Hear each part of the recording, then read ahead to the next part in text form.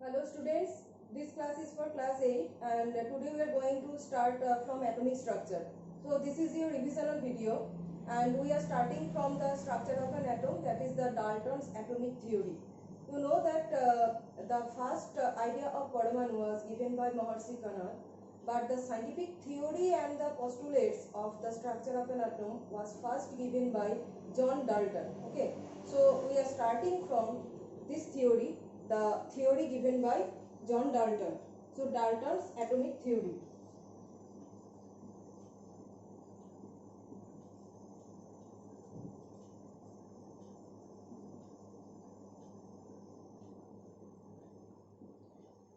The first postulate of Dalton's atomic theory is matter consists of very small indivisible particles. Okay, matter consists of very small indivisible particles, and that particles are actually an atom.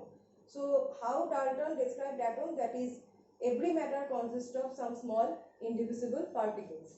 So matter consists of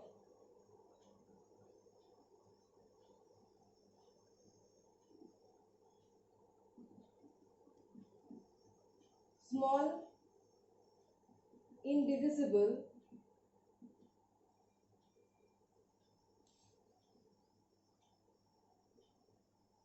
particles.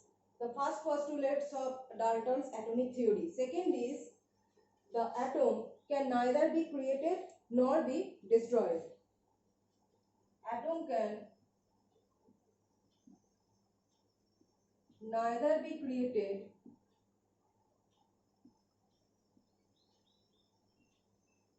nor be destroyed.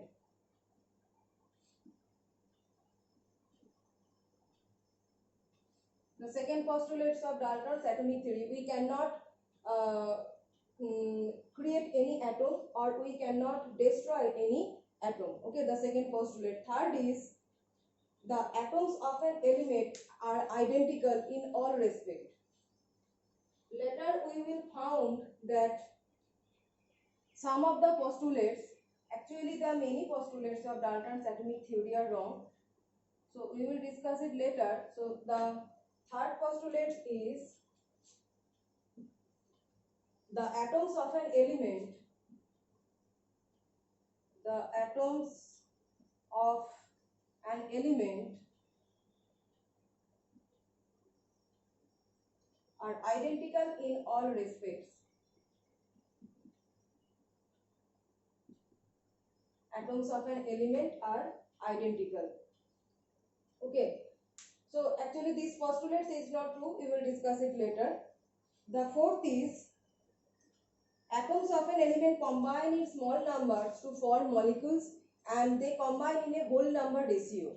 Just like water, suppose I am determining the molecule of water. It is a matter.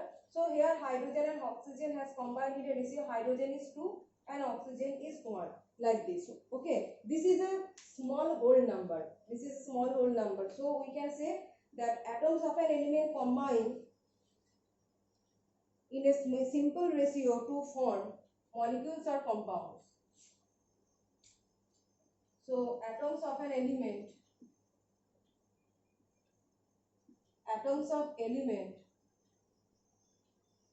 combine in simple whole number ratio, combine in simple whole number ratio, just like 2:1 whole number ratio to form compounds, to form molecules or compounds.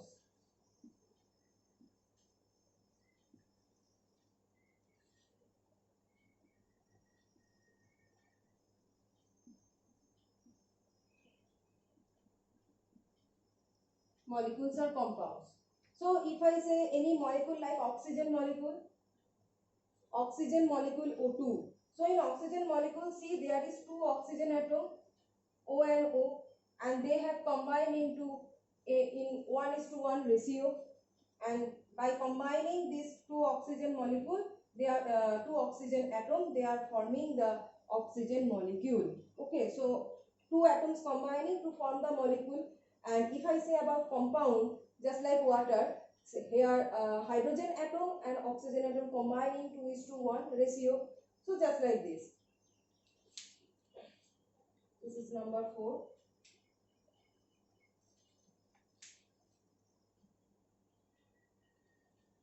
And the last point we can say that atoms can take part in any chemical reaction. They are the smallest unit. The first point was they are the smallest unit, and they can take part in any chemical reaction. So number 5 we can say atoms can take part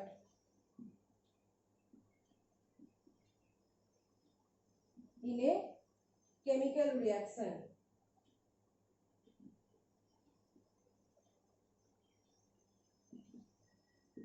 Only the number 5, this postulate is correct in Dalton's atomic theory. The rest of the postulates are wrong, and it was proven later. Okay. Between all these postulates, this postulate is correct and other is wrong, and there are some drawbacks of Dalton's atomic theory. So we are coming to that point. So next, when we are trying to come to the drawbacks of Dalton's atomic theory,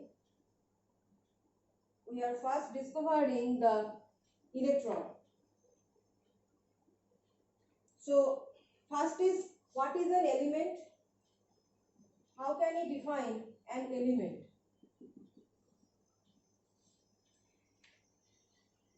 So an element is a pure compound that cannot be decomposed into other simpler substances. Okay. So in one line we can say it is a pure substance. It is a pure substance that cannot be decomposed. Decomposed means we cannot break it into other simpler substances. So that cannot be decomposed into other simpler substances.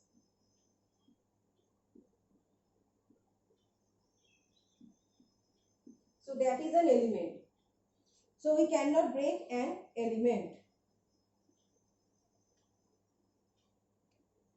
So for example, what can we give for an example of element? For example, carbon is an element, carbon, and we cannot break carbon into other element.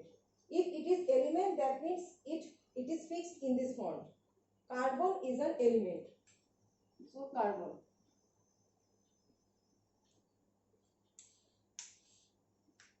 So next, what will be the definition of an atom? After the element, we are going to the definition of an atom.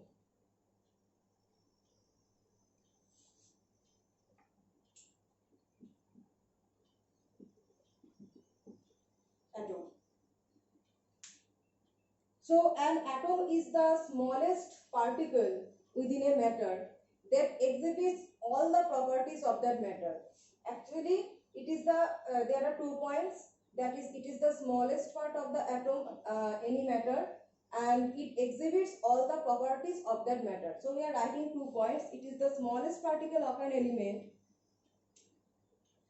It is the smallest particle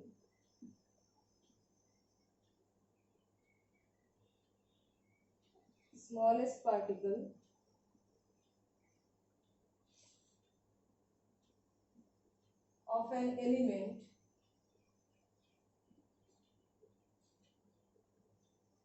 that exhibits all the properties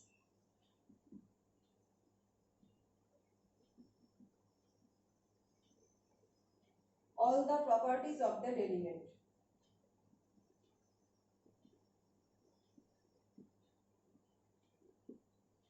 That means if I say carbon is an element, so one atom of carbon exhibit all the properties of carbon. Carbon has some of its properties, and its all properties are maintained by one carbon atom. Each carbon atom can maintain all the properties of carbon element. So next we are going to the discovery of the constituents of atom. Dalton, Morsi Conrad has given the idea of Parmanu. Dalton has given the idea of atom, that is, it is the smallest indivisible particle. Actually, atom is the smallest indivisible particle. Next, we are coming to the point of the constituents of atom.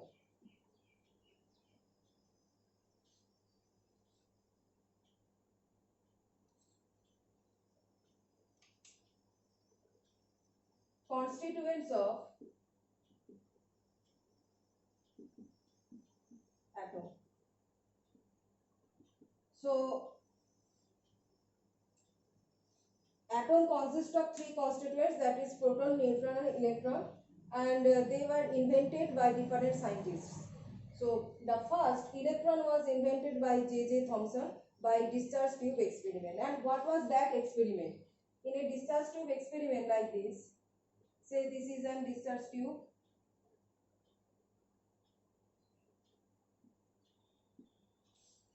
Two metal plates are taken here. Here is one metal plate and here is another metal plate. And these metal plates are connected with a external source of electricity. Okay, so this is induction coil. Induction coil. These two are metal plates, and this is vacuum pump.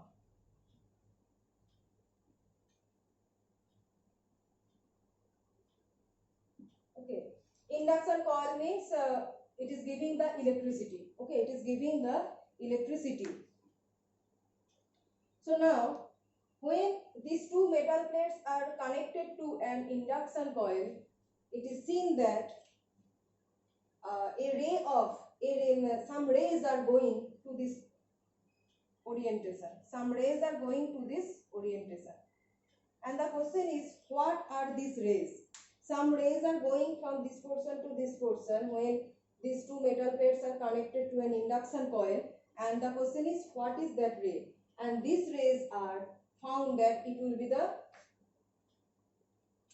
this is positively charged plate and this is negatively charged plate.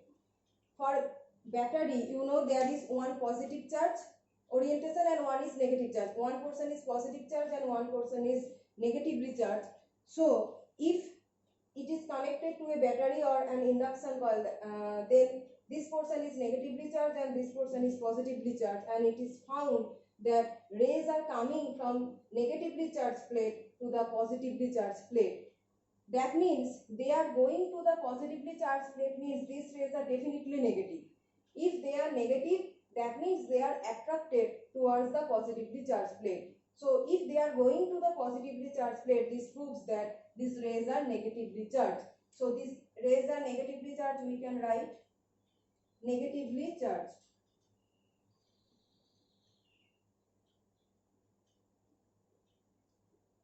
Now you know that negative charge plate is known as cathode and positive charge plate is known as anode. So if this plate that is connected to the induction coil is negative and this is cathode, this plate is cathode and this plate is anode. So you can say that these rays are generating from the cathode plate. These rays are generating from cathode, and hence we can say these negatively charged rays are cathode rays.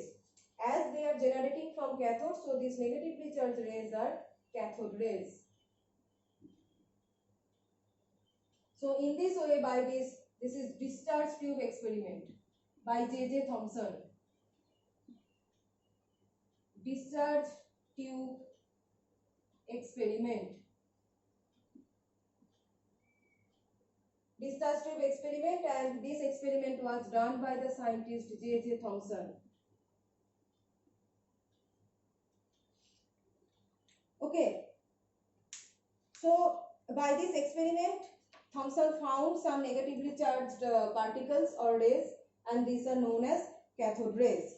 So by the invention of this cathode rays, he actually found that they are actually electrons and they are negatively charged. So this is the inventory experiment by J.J. Thomson. So today we have discussed up to the point of discovery of electrons. In the next class we will discuss about, we will start from the discovery of protons. Okay.